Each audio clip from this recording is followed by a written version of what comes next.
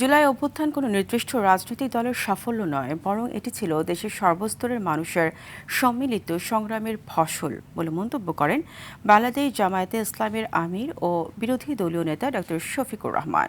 সকালে জুলাই গণ অভ্যুত্থানের দ্বিতীয় বার্ষিকী উপলক্ষে গণভোটের রায় বাস্তবায়ন ও জুলাই গণহত্যায় জড়িতদের বিচারের দাবিতে গণসমাবেশে এই কথা বলেন তিনি।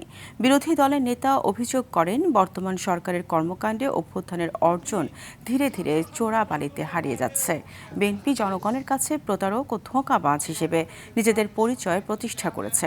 দেশের মাটিতে নতুন কোনো ফ্যাসিবাদের উত্থান মেনে নেওয়া হবে না বলেও হুঁশিয়ারি দেন শফিকুর রহমান।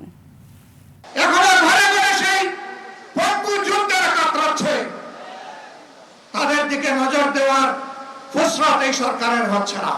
ফ্যাসিবাদীরা যে সমস্ত জুলুম করেছে, অপকর্ম করেছে, এই 5 মাসে আপনারা সবগুলার রেপ্লিকা, ফটোকপি আপনারা আমাদেরকে দেখিয়ে দিয়েছেন। ফ্যাসিবাদী আচরণ করবেন আর জনগণ ফ্যাসিবাদী বললে আপনারা আবার রাগ করবেন। ফ্যাসিবাদী আচরণ ছেড়ে দেন, জনগণ ফুলের মালা দিয়ে আপনাদেরকে বরণ করবে।